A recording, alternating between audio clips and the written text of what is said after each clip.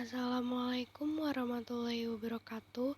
Kami dari kelompok 4 kelas C akan menjelaskan tentang teknologi DNA rekombinan dalam bioteknologi. Adapun kelompok kami, ada saya sendiri, Alzadia Fataksya dengan NPM 192154036 dan rekan saya Media Viveriati dengan NPM 192154037. Untuk materi yang pertama akan dijelaskan oleh saya, yaitu mengenai teknik isolasi DNA.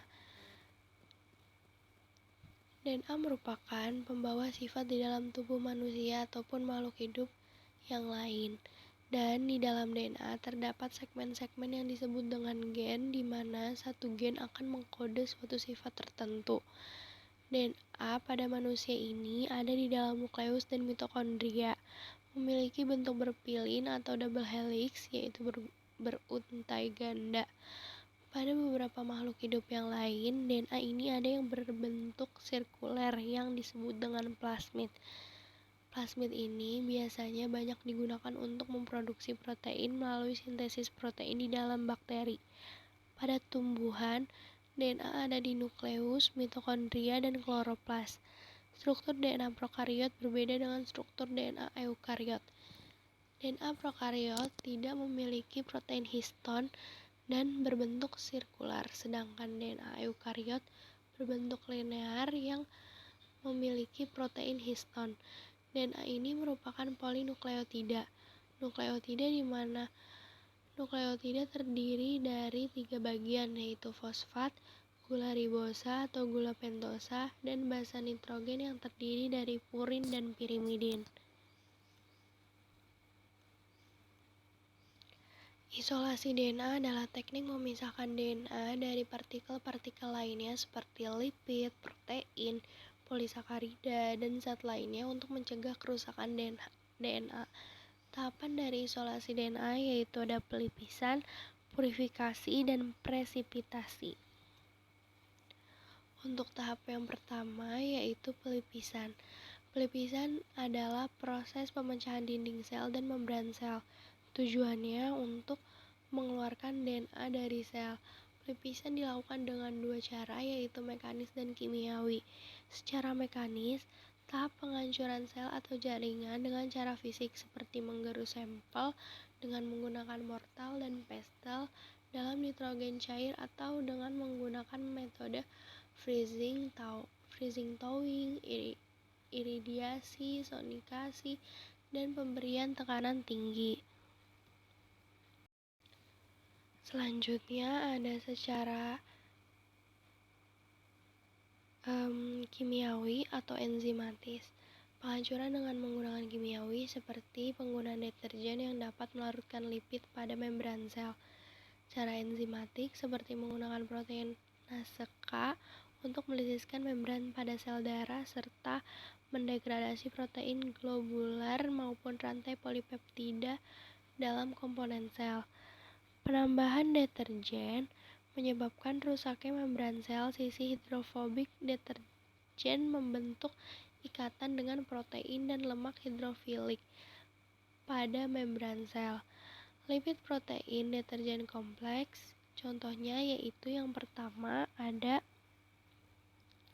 SDS atau sodium desil sulfat yang berperan melisiskan membran sel dan mengurangi aktivitas enzim nuklease atau enzim pendegradasi DNA.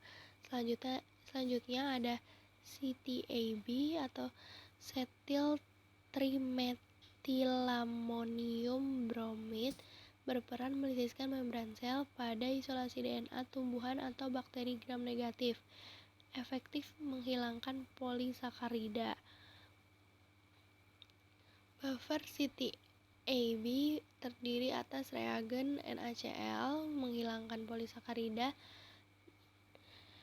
2-merkaptoetanol menghilangkan kandungan senyawa polifenol dengan membentuk ikatan hidrogen, dan EDTA atau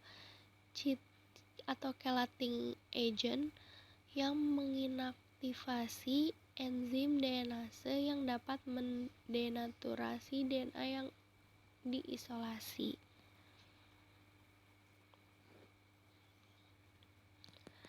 Tahap kedua ada purifikasi. Purifikasi yaitu memurnikan DNA dari kontaminan lipid, fenol, polisakarida, dan protein. Pemurnian DNA dari kontaminan protein menggunakan proteinase K dan kontaminan RNA dengan menggunakan RNase. Optimalisasi inkubasi selama 10 menit pada suhu 65 derajat. Penambahan CIA atau kloroform isoamil alkohol akan mengendapkan protein, komponen fenolik dan polisakarida sehingga dapat dipisahkan dengan larutan DNA menggunakan proses sentrifugasi. Sentrifugasi 15 menit dengan 12.000 rpm akan mengendapkan makromolekul yang bercampur dengan DNA atau dinding sel protein karbohidrat serta kloroform. Karena DNA bersifat ringan, maka DNA berada di paling atas atau supernatan. Selanjutnya, yang tahap ketiga ada presipitasi, yaitu proses pengendapan dan pemurnian ekstrak DNA dari segala kontaminan. Cara pengendapan DNA di supernatan yang pertama ada penambahan isopropanol dingin. Penambahan senyawa isopropanol dingin sejumlah volume supernatan kemudian diresuspensi. Lalu sentrifugasi 15 menit dengan 6000 rpm. Hasil sentrifugasi berupa supernatan yang bening dan pelet atau endapan DNA murni yang berwarna putih di dasar tabung supernatan dibuang. Penambahan etanol 70%. Pelet kembali dibersihkan agar isolasi DNA tidak gagal atau rendah kualitasnya dan bebas dari segala macam kontaminan. Selanjutnya sentrifugasi 15 menit dengan 6000 rpm. Supernatan dibuang dan pelet di dasar tabung diangin-anginkan agar etanol hilang. Yang terakhir cek kualitas dan kuantitas DNA. Pelet di dasar tabung ditambahkan buffer TE sebanyak 50 mikroliter. Kuantifikasi dengan spektrofotometer pada absorben 260 nanometer. Hasil bisa langsung di running di gel agarose atau disimpan di kulkas dengan suhu 4 derajat Celcius minus 20 derajat Celcius sampai 80 derajat Celcius. Selanjutnya ada isolasi mRNA. Mengapa yang diisolasi adalah mRNA bukan tRNA atau rRNA? Salah satu alasannya adalah karena mRNA itu ada struktur yang disebut dengan keujung atau ekor poli A. Jadi, ujungnya ini isinya adenin. Nah, ini memudahkan untuk proses penarikan atau isolasi dari mRNA ini yaitu dengan bantuan dari oligoditi yang polimer dari timin. Isolasi mRNA dengan kromatografi selulosa oligoditi. Kromatografi kolom di dalamnya ada fase diam yaitu matriks selulosa yang berikatan dengan oligoditi lalu ditambahkan dengan larutan berisi total RNA. Maksudnya total RNA itu adalah larutan yang berisi mRNA, rRNA, dan tRNA. Kemudian ditambahkan larutan NaCl sehingga yang keluar nanti adalah rRNA dan tRNA saja karena mRNA terikat dengan oligoditi yang ada di dalam fase diam. Kemudian ditambahkan air yang akan melepaskan ikatan oligoditi dengan mRNA sehingga mendapatkan mRNA yang murni. Cara lainnya ini menggunakan oligoditi yang telah ditempelkan dengan magnet. Di larutan dalam tabung sudah ada wash buffer untuk mencuci dan sudah ada mRNA yang berasal dari jaringan. Kemudian dari luar itu ditempelkan dengan magnet, maka butiran oligoditi akan menempel di dinding dan butiran oligoditi sudah berikatan dengan mRNA yang mempunyai struktur ujung poli A, sehingga dengan mudah menghilangkan komponen-komponen yang tidak diinginkan. Kemudian bisa ditambahkan buffer ilusi yang akan melarutkan mRNA dan butiran-butiran dari oligoditi dikeluarkan dengan magnet juga sehingga diperoleh mRNA murni. Selanjutnya, pembuatan cDNA. cDNA atau komplementari DNA adalah DNA untai tunggal yang disintesis dari untai mRNA menggunakan enzim reverse transkriptase. cDNA digunakan dalam analisis ekspresi gen dan transkriptomik. Mengapa perlu disintesis? cDNA perlu disintesis karena cDNA lebih stabil daripada RNA yang labil dan mudah terdegradasi.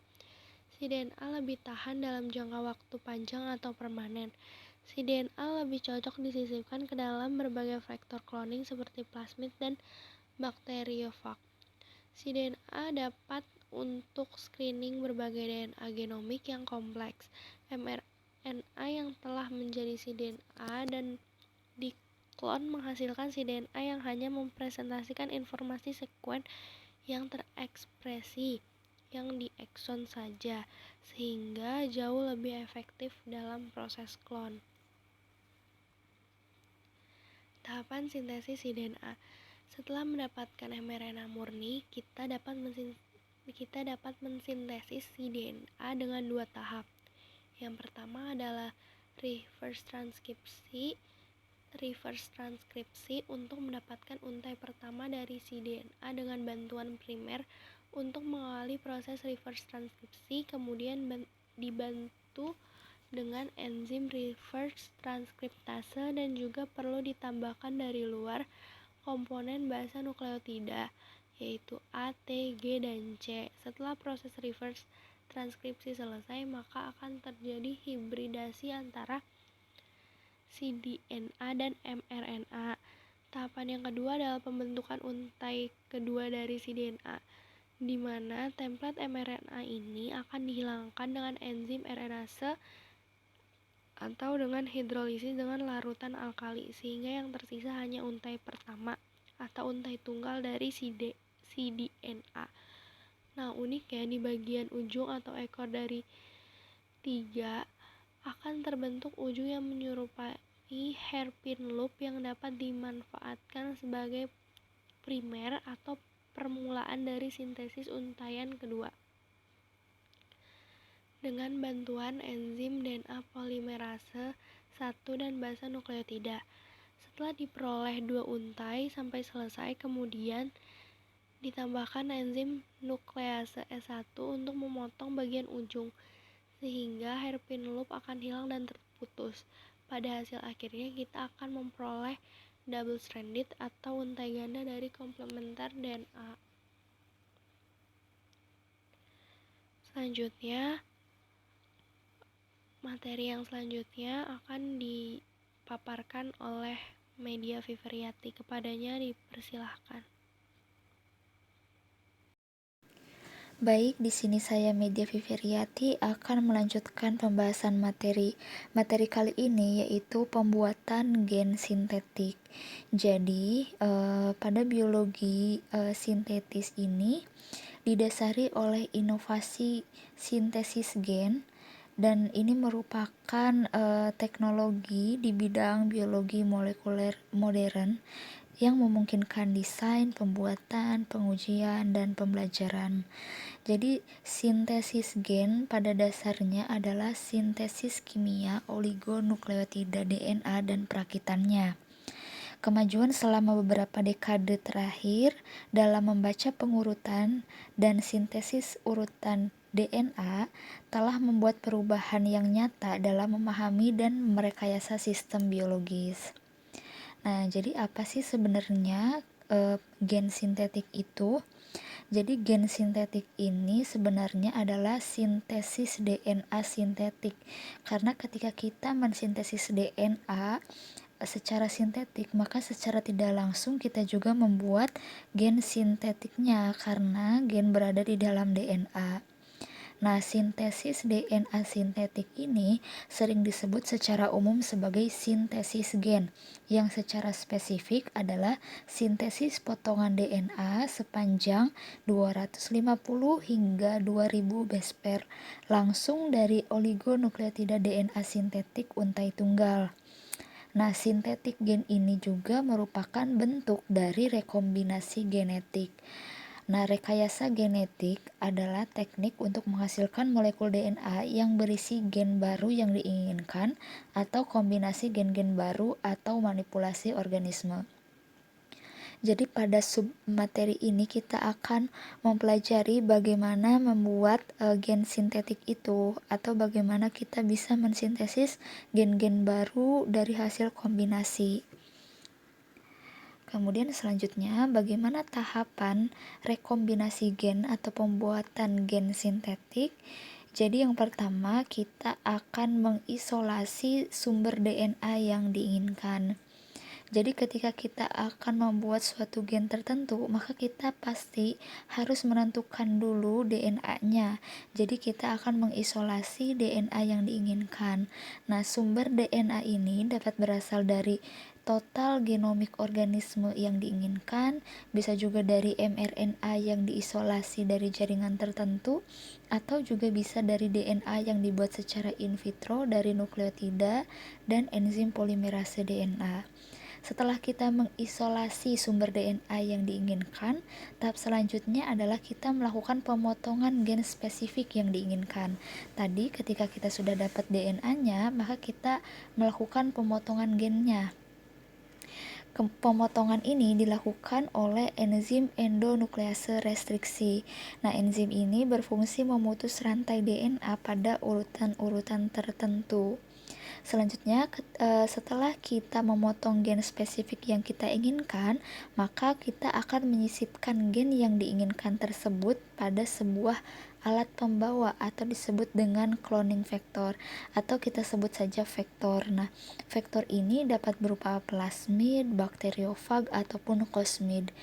Jadi sederhananya vektor ini merupakan alat pemindah gen yang diinginkan atau dipindahkan atau disebut juga dengan DNA carrier. Ada beberapa macam vektor yang banyak digunakan dalam rekayasa genetik. Di antaranya yaitu ada plasmid, bakteriofag lambda, kosmid, dan bakteriofag rantai tunggal atau kodenya itu fag M13. Nah, plasmid ini yang paling sering digunakan sebagai salah satu vektor karena ukurannya kecil sehingga mudah diisolasi dalam keadaan utuh. Kemudian plasmid ini juga mempunyai bentuk DNA sirkuler sehingga tetap stabil pada saat diisolasi.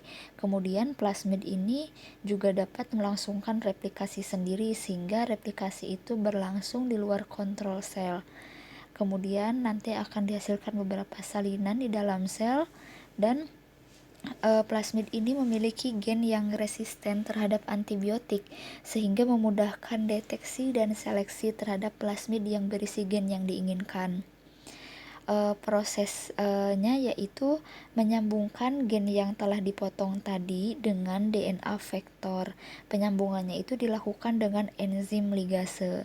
Jadi ketika kita sudah memotong gen yang spesifik, kita akan menyisipkannya itu dengan cara menyambungkan gen dengan DNA vektor seperti itu atau dengan plasmidnya. Kemudian tahap selanjutnya adalah kita akan menentukan sel inang. Sel inang yang baik digunakan untuk gen yang diklonkan harus mempunyai sifat cepat tumbuh, mampu tumbuh pada medium kultur yang murah, tidak bersifat patogenik dan stabil dalam kultur. Nah, mungkin di sini saya akan memberi contohnya itu E. coli ya. Jadi E. coli ini sering digunakan sebagai sel inang dalam pembuatan gen sintetik karena E. coli ini dapat tumbuh dengan cepat, kemudian kebutuhan nutrisinya sederhana, informasi genetik genetiknya pun sudah banyak diketahui dengan baik serta dapat menampung pertumbuhan semua bakteriofag. Selain itu, E. coli juga merupakan selain sel E. coli, maksud saya ada beberapa sel inang yang lain, misalnya ada Bacillus subtilis dan juga ada Saccharomyces cerevisiae. Kemudian tahap selanjutnya yaitu kita akan memasukkan DNA rekombinan yang terbentuk ke dalam sel inang.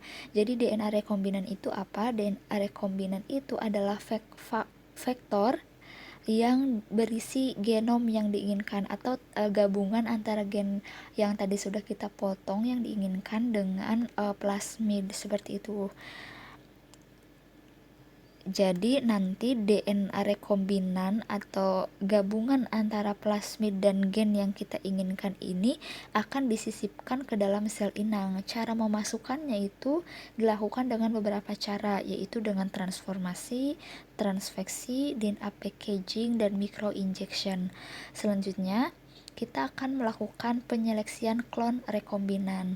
Untuk menyeleksi sel bakteri yang mengandung vektor yang berisi gen yang diinginkan dapat ditempuh dengan beberapa cara, misalnya secara genetik, hibridasi, asam nukleat, dan juga imunokimia. Jadi plasmid ini ya tadi sebelum saya sebutkan bahwa plasmid itu kan biasanya berada di dalam bakteri. Jadi ketika kita memproduksi gen tertentu, kemudian kita akan menyeleksi hasilnya atau melakukan penyeleksian klon rekombinan, maka kita akan menyeleksi sel bakteri mana yang mengandung vektor yang berisi gen yang diinginkan. Nah, yang caranya itu dapat secara genetik, hibridasi asam nukleat, dan imunokimia.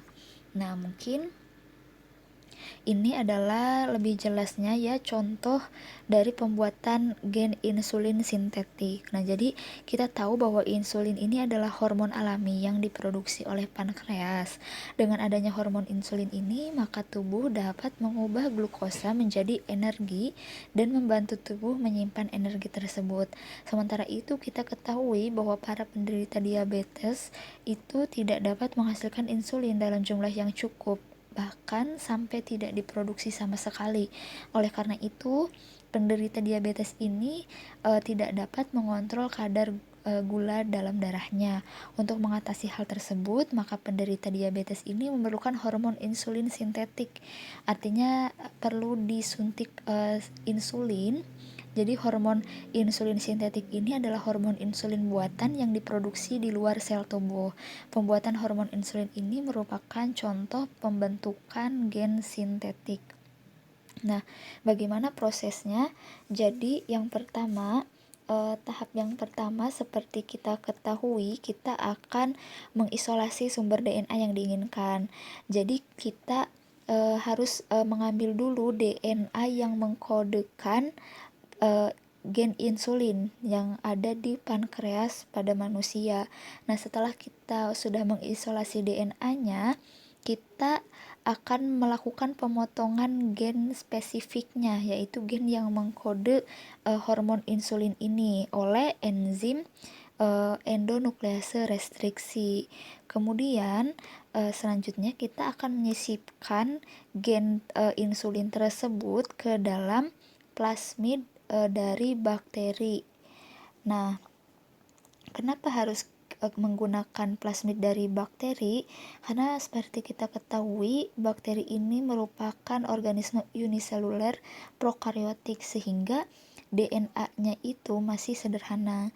Karena kita tahu bahwa plasmid ini nama lainnya itu DNA sirkuler atau DNA ekstra kromosom. Nah, jadi plasmid ini merupakan vektor atau alat pembawanya, alat transportasinya ketika kita akan menyisipkan gen. Nah, kemudian ketika DNA tersebut sederhana, maka kita akan lebih mudah dalam mengotak-atiknya atau merekayasanya, sehingga di sini kita menggunakan plasmid dari bakteri. ketika gen sudah disisipkan ke dalam plasmid seperti yang ditunjukkan oleh warna abu-abu dan kuning yang melingkar itu, maka kita ketahui bahwa lingkaran itu adalah DNA rekombinannya.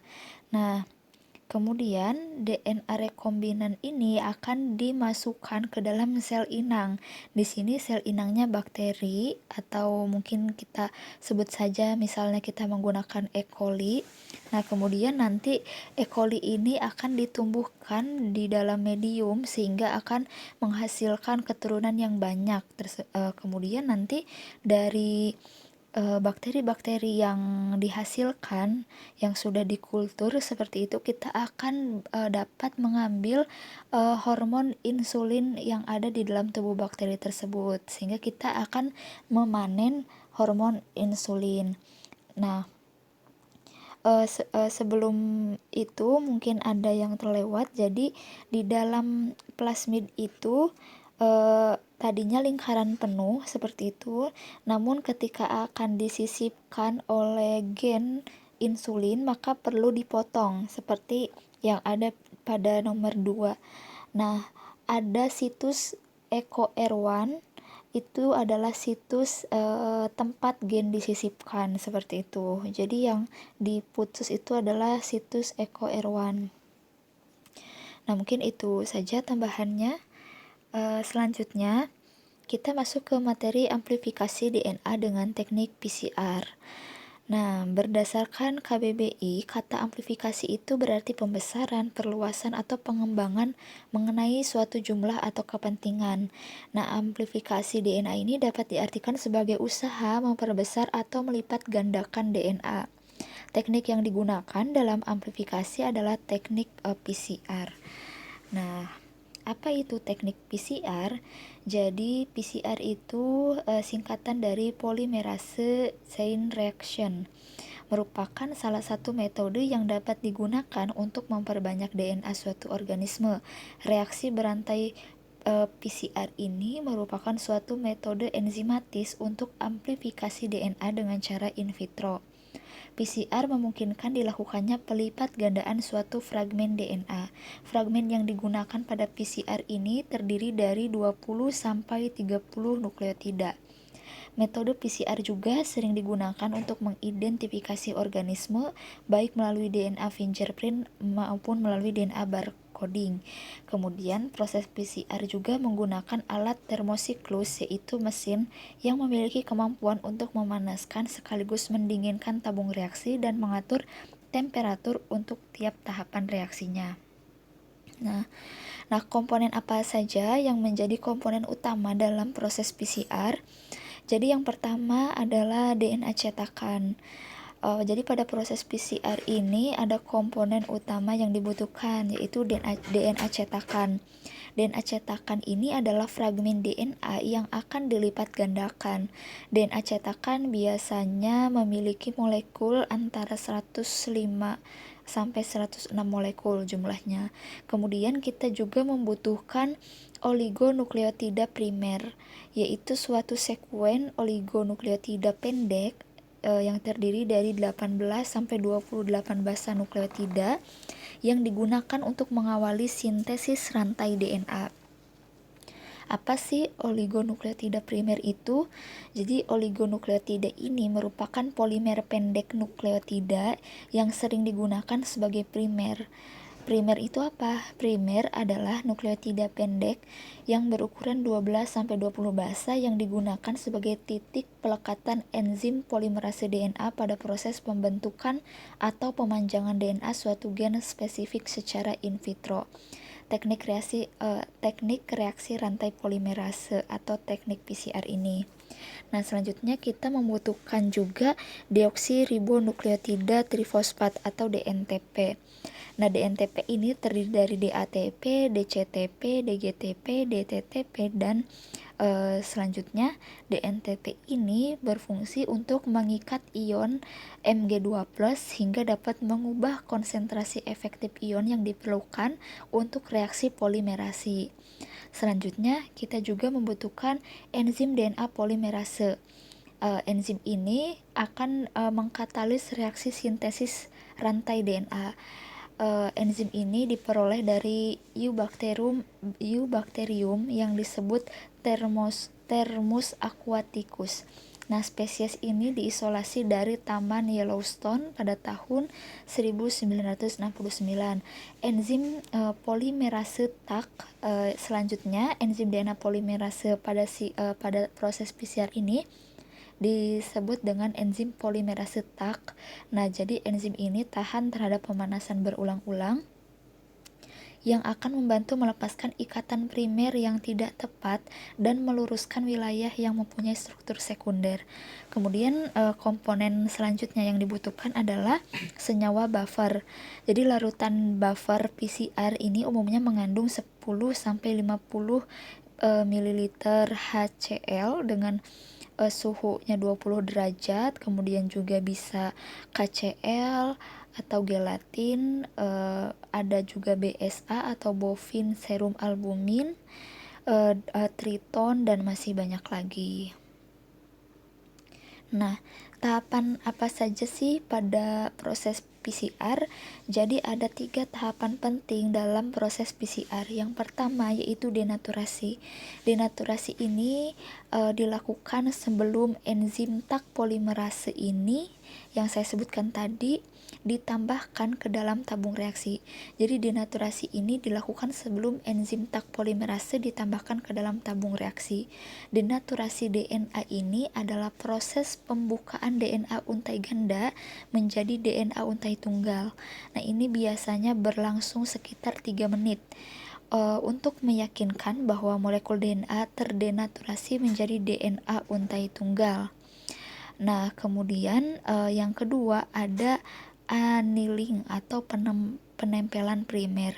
Kriteria yang umum digunakan untuk merancang primer yang baik adalah bahwa primer ini sebaiknya berukuran 18-25 basa dan mengandung 50-60% G dan C atau guanin dan sitosin, dan untuk kedua primer tersebut sebaiknya sama. Kemudian waktu annealing yang biasa digunakan dalam proses PCR ini sekitar 30-45 detik. Semakin panjang ukuran primer, maka semakin tinggi temperaturnya. Kisaran temperatur penempelan yang digunakan adalah antara 36 derajat sampai 72 derajat Celcius. Namun suhu yang biasa dilakukan itu pada percobaan itu sekitar 50-60 derajat. Kemudian yang ketiga tahapannya yaitu pemanjangan primer atau extension.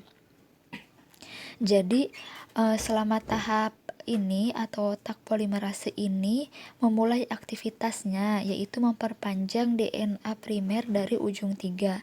Kecepatan penyusunan nukleotida oleh enzim tersebut ini ada pada suhu 72 derajat Celcius dan diperkirakan 35-100 nukleotida per detik bergantung pada buffernya, kemudian pH, konsentrasi garam, dan molekul DNA target. Jadi produk PCR misalnya dengan panjang 200 pasang basa dalam waktu 1 menit ini sudah lebih dari cukup untuk tahap perpanjangan primer ini. Nah, biasanya juga di akhir siklus PCR waktu yang digunakan untuk tahap ini diperpanjang sampai 5 menit sehingga seluruh produk PCR diharapkan terbentuk DNA untai ganda. Selanjutnya di sini ada keunggulan metode PCR apa saja. Yang pertama adalah spesifitas PCR. Nah, ini adalah kemampuan proses PCR ini dalam mengamplifikasi sehingga menghasilkan produk melalui sejumlah siklus. Kemudian yang kedua adalah akurat. Jadi proses PCR ini keakuratannya tinggi karena DNA polimerase ini mampu menghindari kesalahan pada amplifikasi produk. Kemudian yang ketiga yaitu efisien atau metode PCR ini efisien dapat diperoleh pelipat gandaan suatu fragmen DNA sebesar 200.000 kali setelah dilakukan 20 siklus reaksi selama 220 menit. Nah, reaksi ini dilakukan dengan menggunakan komponen dalam jumlah sangat sedikit. DNA cetakan yang diperlukan hanya sekitar 5 oligonukleotida, yang diperlukan hanya sekitar 1 mm dari reaksi ini, dan dapat menghasilkan volume 50-100 UL.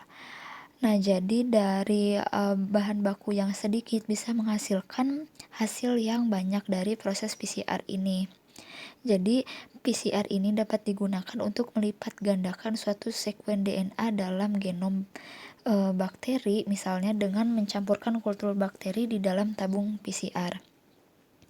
Nah, kekurangannya ini adalah hanya berkenaan dengan biaya PCR yang masih tergolong tinggi. Selanjutnya ada jenis-jenis modifikasi teknik PCR. Teknik PCR ini dapat dimodifikasi ke dalam beberapa jenis. Yang pertama adalah Restriction Fragment Length Polymorphism atau RFLP. Nah, metode ini digunakan untuk membedakan organisme berdasarkan analisis model derivat dari perbedaan DNA-nya. Kemudian bisa juga ada jenis inverse PCR, yaitu metode ini digunakan ketika hanya satu sekuen internal yang diketahui. Kemudian ada nested PCR.